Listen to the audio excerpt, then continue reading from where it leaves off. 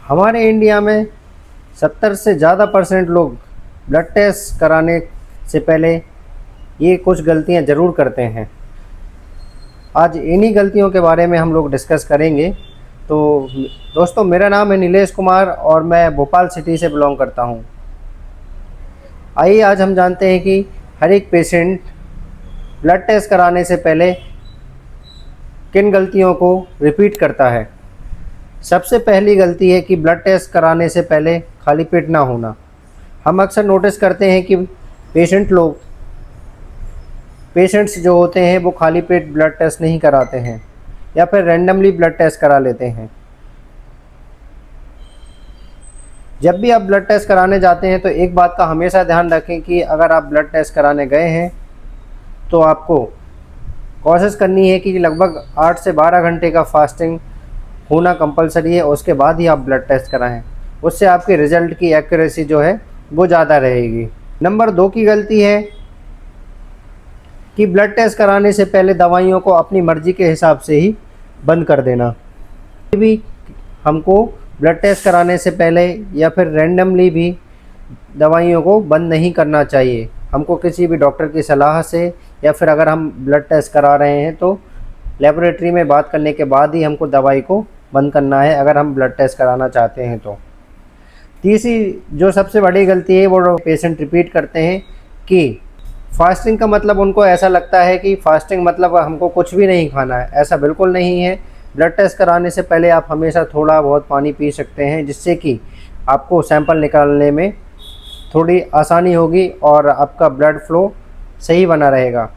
चौथी और सबसे बड़ी गलती है कि अगर आप हार्ट से रिलेटेड ब्लड टेस्ट करा रहे हैं तो कोशिश करें कि हमको एक्सरसाइज को अवॉइड करना है, एक्सरसाइज नहीं करनी है। नॉर्मल रूटीन कंडीशन में ही हमको ब्लड सैंपल देना है, जिससे कि हमारे रिज़ल्ट की एक्यूरेसी जो है वो बहुत सही मायने में आएगी।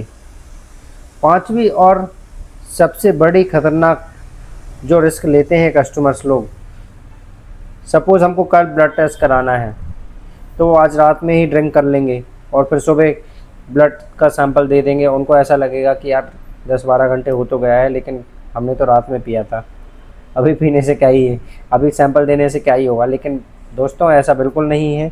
अगर आप अगले दिन सैंपल देना चाहते हैं या फिर देने वाले हैं तो कोशिश करें कि हमको रात में नॉर्मली खाना खाना है 2 से 3 दिन पहले से, और बगैर ड्रिंक किए हुए 2 से 3 दिन पहले हमने ड्रिंक नहीं की हो, नॉर्मल जो रूटीन चल रहा है उसी समय में हमको ब्लड का सैंपल देना है।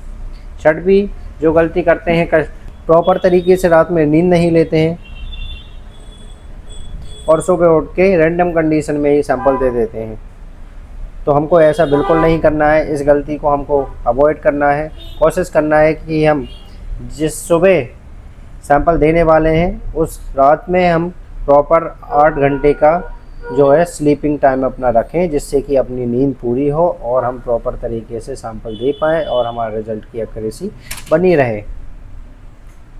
सातवीं जो सबसे बिगेस्ट मिस्टेक पेशेंट करते हैं वो ये है कि रैंडम कंडीशन में कभी भी सैंपल दे देते हैं। बाई चांस अगर आप दोपहर के 2 बजे किसी डॉक्टर के यहाँ गए हैं और डॉक्टर ने आपको ब्लड टेस्ट सजेस्ट कर दिए हैं तो हमको उसी समय पे ब्लड का सैंपल नहीं देना है, क्योंकि वो एक सही समय नहीं होता है सैंपल देने का।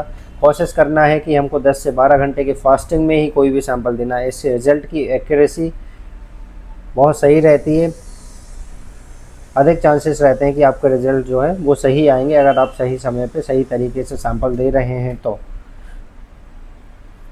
इसके बाद 8वीं जो गलती करते हैं पेशेंट लोग, वो अपनी रिपोर्ट खुद ही देखकर इलाज चालू कर देते हैं या फिर दवाइयों को बंद कर देते हैं। तो हमको ऐसा बिल्कुल नहीं करना है।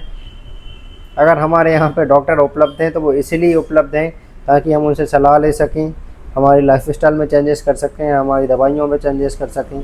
ये नहीं है कि हमने ब्लड टेस्ट करा लिया तो हम किसी की भी बातों में आके या खुद की मर्ज़ी से ही दवाइयाँ बंद कर दें या फिर अपनी दवाइयों को चालू कर दें। ये गलती हमको बिल्कुल नहीं करनी है। और सबसे बड़ी गलती जो अभी के समय में पेशेंट्स कर रहे हैं वो ये कर रहे हैं कि सस्ते के चक्कर में, यानी कि कोई अगर लैब जो है कम पैसे में आपको ब्लड टेस्ट करके दे रही है तो ज़रूरी नहीं कि हर एक रिपोर्ट सही ही होगी आपकी। जितने पैसे में रीजेंट्स की कॉस्ट भी नहीं निकलती उतने रुपए में, उतनी कॉस्ट में अगर कोई लैब आपको फुल बॉडी चेकअप पैकेज करके दे रही है तो क्या क्या पॉसिबिलिटी है कि वो रिज़ल्ट काफ़ी हद तक सही होगा। तो इस बात का ध्यान रखें कि हमको सस्ते के चक्कर में अपने रिज़ल्ट के साथ कंप्रोमाइज़ नहीं करना है। कोशिश करना है कि जो ट्रस्टेबल हो, मार्केट में नाम हो, और ध्यान रखें कि जिस लेबोरेटरी से हम टेस्ट करा रहे हैं वो NABL अप्रूव्ड है कि नहीं है। इसी तरीके की लेबोरेटरी से हमको ब्लड टेस्ट हमेशा कराना है। तो दोस्तों, मेरा नाम है नीलेश कुमार और मैं हेल्थ से रिलेटेड वीडियोस लाता रहता हूं। अगर आपको मेरी दी गई जानकारी अच्छी लगी हो तो इस वीडियो को लाइक और मेरे चैनल को सब्सक्राइब करें और मुझसे जुड़ने के लिए बेल आइकन को प्रेस करके रखें, जिससे कि मैं नेक्स्ट वीडियो हेल्थ से रिलेटेड अगर लाऊंगा तो वो आपके पास समय से पहुंच पाएगी। Thank you so much.